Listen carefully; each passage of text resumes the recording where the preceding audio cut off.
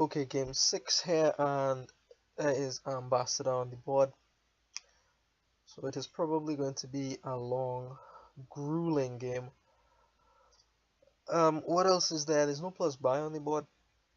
You have Fountain for points if you get lots of coppers, and Basilica gives you points every time you have 2 extra money when you buy a thing. So it looks like a big, long Ambassador wall. What you want to build into is something like Fortress, Rabble, Jester. That'd be nice to build into. So we both open with the Ambassador, and on turn 2 here my hand is kinda forced because I kinda promised Akuchi that next time there was Overlord on the board I would open with 1 on turn 2. So that is what I go for. My opponent goes for the double Ambassador, so I don't dislike, opening with the Overlord here, because it's effectively the same as opening double Ambassador. That's what I would have used it as had it not collided with my actual Ambassador here. So I am able to salvage the situation a bit by using it as a fortress and just moving on there. So one slight consideration maybe was to go like Ambassador Hermit, then go Overlord like my opponent goes Overlord here on turn 4, whatever. The Hermit is there because Madman is a good card, and really, seeing the situation I'm in with the deck size battle, it's not looking good for me. My opponent was able to hit me with Ambassador twice before I reshuffled here, and I was only able to hit him once. So things are not looking so hot for me. So I pick up another Overlord here because really there's nothing else to do or to buy. Again, maybe the Hermit, but now with the debt from the Overlord, yeah, that Hermit is a kind of pipe dream right now, and you obviously don't want to use your Overlords as Hermits, yeah, provided, you don't gain Madman off of them. That's just a grand waste of money. So more Overlord collision here, but I get to use one as a fortress and then the other as an ambassador. So I mean, I'm thinking of it now as having 3 ambassadors in the deck against 2, but my opponent is just very, very thin at this point, and I am being swamped with an overwhelming amount of junk.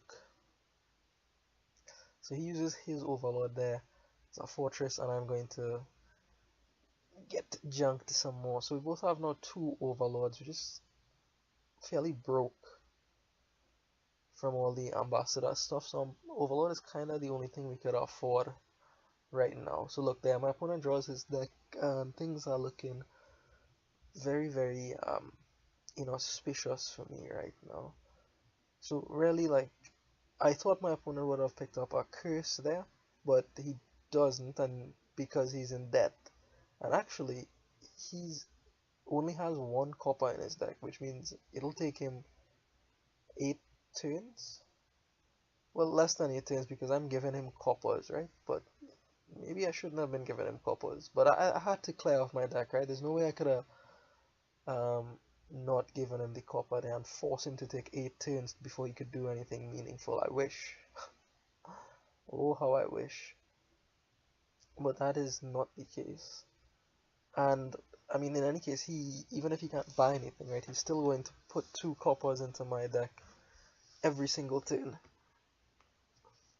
for the next little while. So I have to try and keep up as best as I could. But really, like, I've lost the deck size battle. It's gone.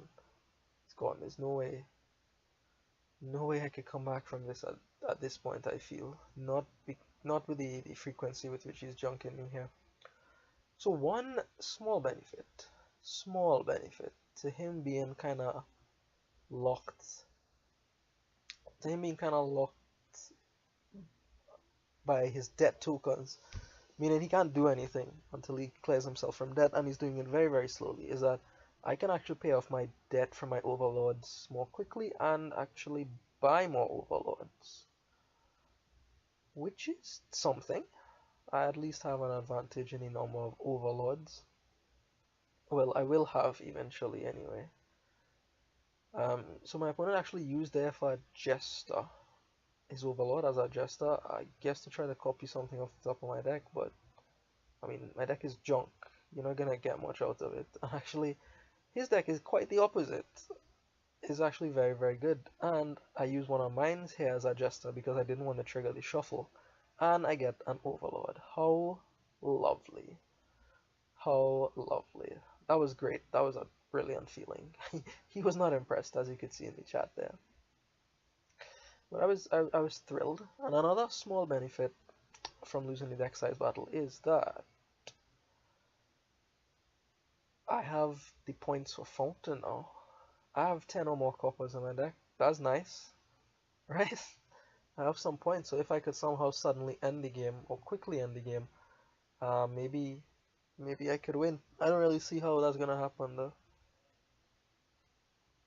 That isn't gonna happen. What are the 3 piles? There's no way to do that.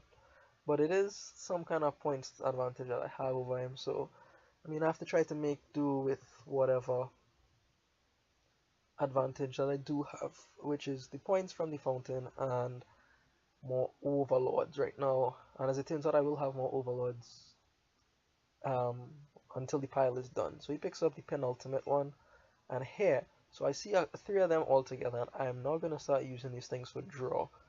So one as a fortress, one as a rabble, and here finally using it as ambassador, because I'm going to be able to clear out my debt and pick up the last overlord with oh, that probably happens on the next turn. So just clear out my debt, and again I see 3 overlords here. So at least I could use them as rabbles for draw, right? I mean, I could use them as jesters as well, but I don't know, it's not guaranteed, right? I don't want to push my luck. I would actually still like to draw a little bit and see if I could clean up my deck as best as possible. So here, like, this is where I really miss the Madman. If I had Hermits and Madmen in my deck from earlier, like, I didn't think I would be in this bad of a position just because Madman is incredible at what it does. Also, the Hermit could get rid of one of the estates and you could get another shantytown or another ambassador. You know, you could use your overlords as fortresses and play actual ambassadors, whatnot, etc., etc. So yeah, like right through this game, I don't know. I wanted an opportunity to pick up a Hermit and convert to a Madman, but I don't end up doing so until very, very late in the game, and it costs me, I believe. Madman is good, is real good, and especially like here in an Ambassador game where the Ambassador values card draw, you could get that one nice turn where you stabilize and clean up your deck and start to make motions forward. I mean, that's really what Madman is all about, but yeah, I didn't really see an opportunity, and every time I came out of that, I went immediately back into it, picking up the Overlord, because there's really no better card that I could pick up. I mean, at that point, maybe the Hermit, maybe I should have stopped waiting until I had enough for a Hermit and then gone for the Overlord. But I don't know. This is what we have here now.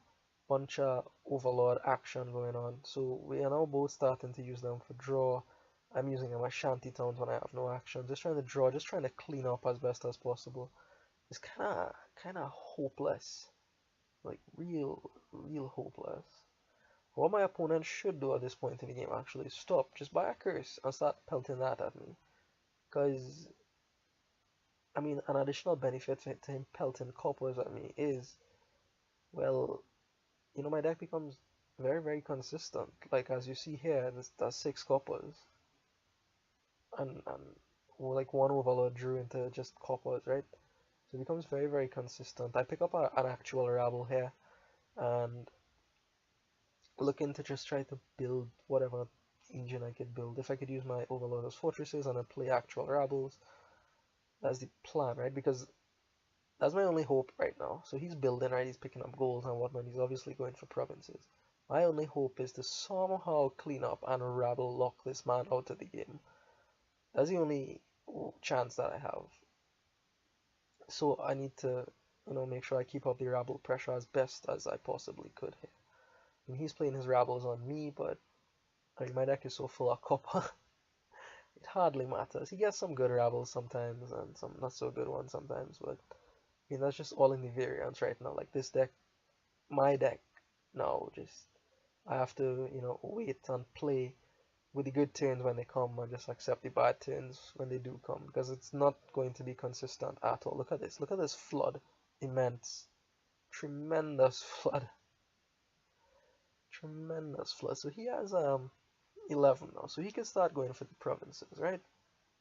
He can start going for the provinces from here, and that is what he does. So he starts going for those. So now, what are my options in this position? Well, I could still go ahead with my initial plan of trying to clean up the deck, but that seems hopeless and futile. So instead, what I'm going to do is try to go for provinces alongside him. Like this, look at this. This is an amazing thing. I have no idea how this happened, but I was able to string together all this stuff and come up with 10 for a province. Alright, I'll have it. If we go 1, 1, 1, 1, I'll win because I have the fountain points. Nice. So let's see how long we could keep this up for. I mean, if I'm going for provinces, I could also get rabble locked here. And I am also being junked too with curses from his jester. So the rabble is putting green on top of my deck, and his jester is discarding that and giving me purple. So that's, even worse. Having the coppers around is not as bad. Like I said, just because the deck is like very, very consistent. I could play one rabble and probably buy a duchy. Probably. Alright, so there I do pick up the Hermit, looking to convert into Madman at some point. We'll see. Here, this is shaping up to be another good turn for me, and I actually don't play this as a rabble, instead as a jester, just to make sure that I have 8 for province. So, holding on here, that's all we could hope to do at this point in time. Hope that his rabbles are not terribly unkind to us. And just hope the deck is not unkind to us as well. So another province for my opponent, and we'll see if I could have another one of these good turns here. I was genuinely amazed at what was happening in the deck at this point. That I was able to draw through that many times and pick up a province was like totally amazing to me. I have no idea how that happened because it's something I didn't expect, right? I didn't expect to have any chances whatsoever in this game given the amount of junk he was pumping into my deck. But here we are, standing at a kind of precarious position. I convert to a Madman,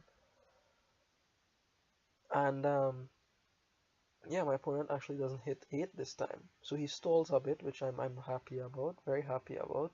I think, what is the province count right now? 3-3? Yeah, so like not only do I have like a Madman in my deck now, but I have some chances if I'm able to draw enough like I have been drawing for the last, or when I bought those provinces, maybe I could win. I have ambassador tricks up my sleeve, for example. Like I can ambassador him a province by the last province, close out the game. That's crazy. How did I get into this position? I really don't know. I really don't know.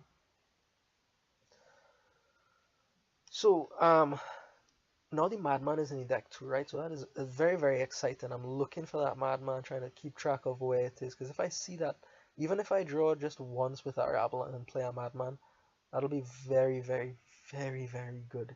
Especially this late in the game, that lurking Madman could cause a lot of problems for my opponent. And I do have the Hermit now, so that could cause a 2-point swing.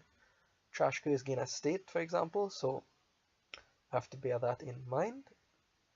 And here, I half expected my opponent to go for the province, but he makes the very, very safe play. Picks up a duchy instead. That's what you have to do, right? To make sure that you win the game. I play Rabble there, a singleton Rabble instead of a shantytown because I want to attack him. Rabble lock-in is the only way I get through here. And I get to clear off the junk the Rabble put on top of my deck. So there my Madman gets discarded. Very unhappy to see that. And he picks up another duchy here. So we're very close on points, very close on points. The ambassador could make the point swing, my hermit can as well. So let's see how things turn out. I never imagined I would be in such a position, but I'm glad to be here, of course. Very, very glad to be here. So 5 for me here, I'm gonna pick up a duchy. Yep, I think I'm gonna pick up the duchy here. I don't really see anything else as being more useful. I have enough rebels, maybe? And I think I need the points at this point in the game. So again, we have another chance for the madman here. He's kicking off again here, picking up another duchy. So let's see if we could go find the madman. The madman is the savior right now. Still no madman, but I am starting to lock him here with the rebel on this turn. Let's see if we see the madman. No, no madman yet. Alright, come on. Fortress and rebel again. Come on, rebel, show me madman. Madman, madman, no, no madman. You, Shantytown. Madman? Madman? No, not yet. Rabble, can you get me madman? No. No madman. So I went through a lot of cards there, but there's no madman. It's actually in the bottom 9. Now if I had seen that madman off that rabble, that was game. That was game. I could trash curse, gain a state, return province to him, and then buy the last one. That was game, but I don't see it, so I have to make my next play, my next best play, which is take my chance here, right? This is probably not happening again, this chain. So I'm gonna go all in here, cash in for points, trash estate, pick up trash curse, pick up estate, and then buy province number 4, and hope that he has a bad turn, because I locked him completely with that rabble. So we'll see if he's able to break through the pin. And as it turns out, he's not able to break through the pin this turn, is he? No, he's not. He comes up with 5 only. Importantly, one of my rebels discarded one of his 2 gold, so he's not going to get to province here, but he's going to get to duchy.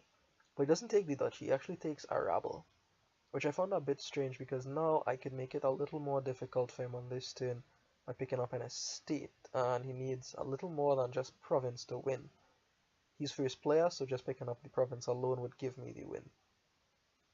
The bad thing is I wasn't able to play a rabble to ruffle some feathers in his deck, and he actually comes up here now with enough for the province after using his overlords as jesters, I believe. So that's how the game ends. Crazy how I was able to stay into it. I don't know how that happened. You tell me. Alright, thanks for watching. I'll see you.